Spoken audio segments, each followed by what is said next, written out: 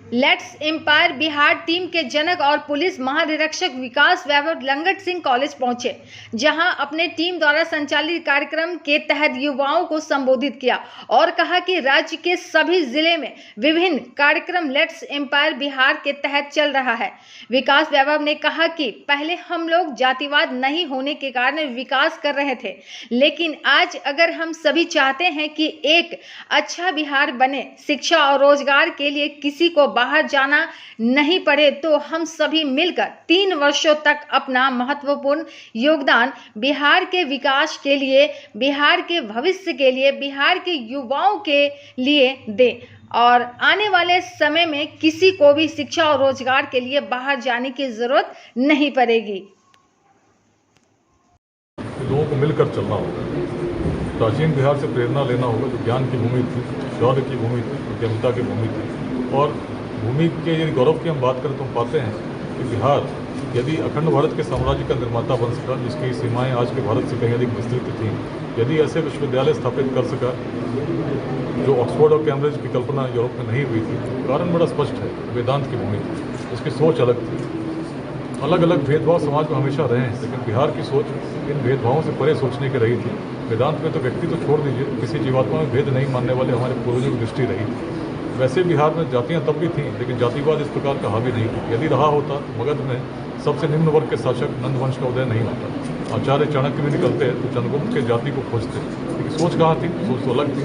तभी हम आगे बढ़ रहे थे और उस अखंड भारत के साम्राज्य का निर्माण तो हमने किया ही, अग्रणी भूमिका भारत के इतिहास में हमने निभाया है। यदि वर्तमान में हम चाहते हैं कि बिहार में शिक्षा और रोजगार के लिए किसी को बाहर नहीं जाना पड़े, इस सामाजिक अभियान में शिक्षा का विकास, समतामूलक समाज का निर्माण, उद्यमिता का विकास, इन 3 मंत्रों पर हम लोग यदि योगदान करेंगे।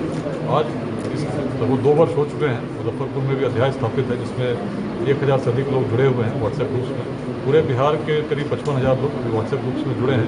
बिहार के बाहर भी जुड़े हैं, विदेशों में भी जुड़े हैं। मिलकर कुछ प्रयास कर रहे हैं। अभी पटना में 4 केंद्रों पर गार्गी पाठशाला चल रही है। समस्तीपुर में भी कल उसका प्रारंभ हुआ।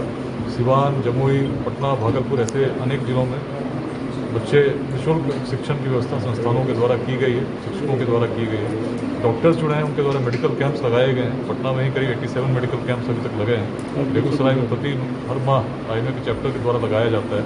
मुजफ्फरपुर से मुझे बहुत उम्मीद है, क्योंकि मुजफ्फरपुर उत्तर बिहार की एक प्रकार से कही जाए तो राजधानी भी है और वैचारिक राजधानी है, जहाँ से लोग विद्या ग्रहण करने भी आते हैं और विद्या का प्रसार भी करते हैं और बड़ी ऊर्जा रही है। मुजफ्फरपुर के युवाओं से विशेष रूप से 2 बार मेरे कार्यक्रम पूर्व में हुए हैं।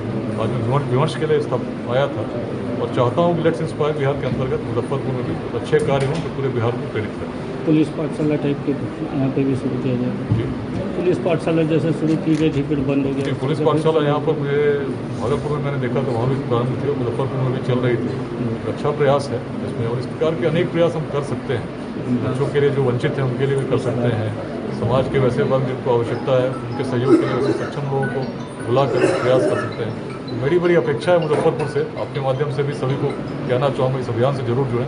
यहाँ पर गौरव शांडिल जी, अंकित जी एक हमारे कोऑर्डिनेटर्स हैं और स्मृति जी हमारी महिला कोऑर्डिनेटर हैं, और इनसे मिलकर आप इस ग्रुप से जुड़ सकते हैं, सोशल मीडिया के माध्यमों से भी जुड़ सकते हैं और मिलकर कुछ प्रयास हम लोग यदि करेंगे तो अपने जीवन काल में निश्चित ही वैसे बिहार को हम निर्मित कर देंगे जिसमें शिक्षा और रोजगार के लिए किसी को बाहर जाने की आवश्यकता नहीं है। अभी बिहार में जिस प्रकार से